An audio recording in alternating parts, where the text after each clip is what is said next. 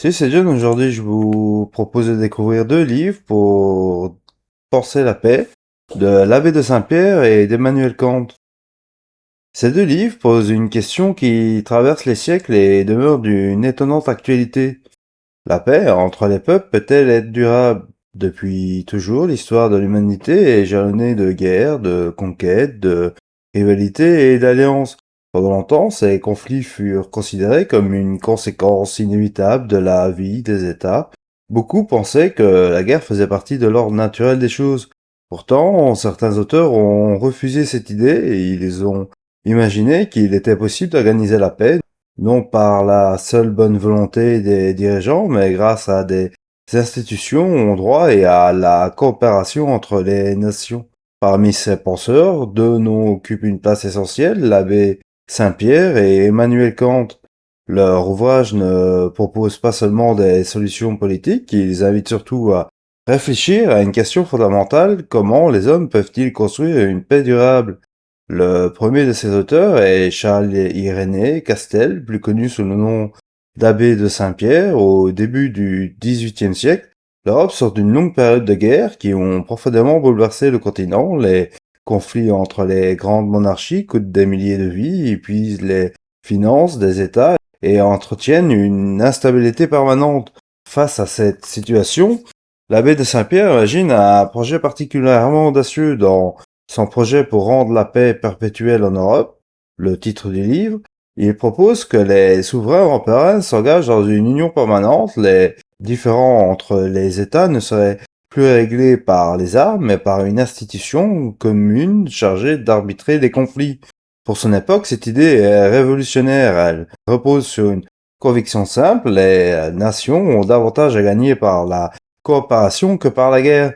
Aujourd'hui encore, ce texte surprend par sa modernité, sans annoncer directement les institutions contemporaines. Il montre qu'il était déjà possible au début du XVIIIe siècle d'imaginer une Europe fondée sur le dialogue plutôt que sur les affrontements.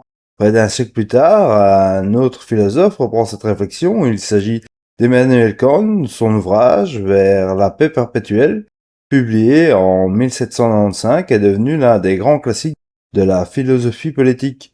Kant ne cherche pas seulement à proposer un traité diplomatique, il s'interroge sur les conditions mêmes que rendent la paix possible.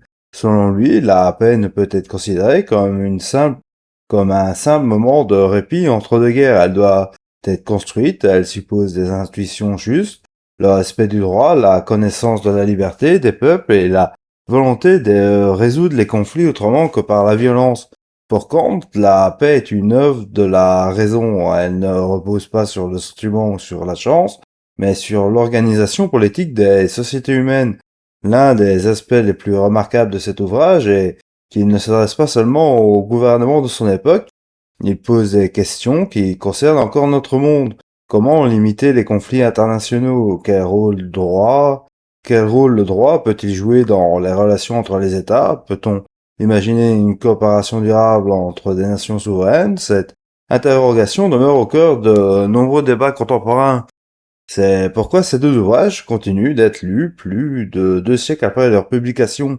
Ils ne constituent pas seulement des témoignages historiques, ils participent encore aujourd'hui à notre manière de penser la politique internationale. La lecture successive de ces deux livres est particulièrement enrichissante. L'abbé de Saint-Pierre propose un projet concret destiné à prévenir les guerres. Kant reprend cette intuition et lui donne une portée philosophique beaucoup plus générale. L'un imagine une organisation politique, l'autre cherche les principes universels qui pourraient rendre cette organisation durable.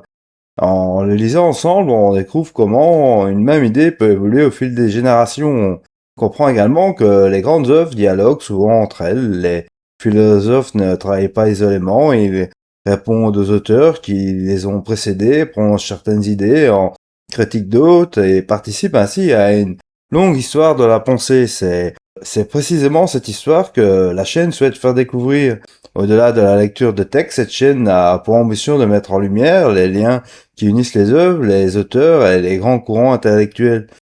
Chaque livre, chaque livre devient une porte d'entrée vers d'autres découvertes. Une œuvre conduit à un auteur conduit à une époque. Une époque conduit à une nouvelle question, et ces questions nous invitent à poursuivre notre exploration du patrimoine philosophique, littéraire et scientifique. Les deux ouvrages que nous présentons aujourd'hui illustrent parfaitement cette démarche.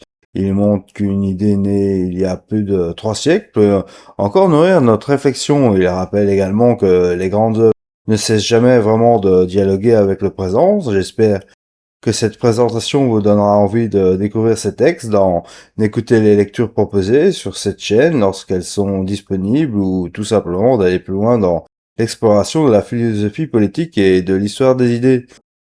Voilà, j'espère que cela vous aura donné l'envie de lire un ou les deux livres présentés ici brièvement sur la paix perpétuelle. N'hésitez pas à regarder dans la description dans la vidéo pour avoir de plus d'informations, d'autres liens ou d'autres livres en rapport avec le sujet, et bien sûr à vous abonner. Bien à vous.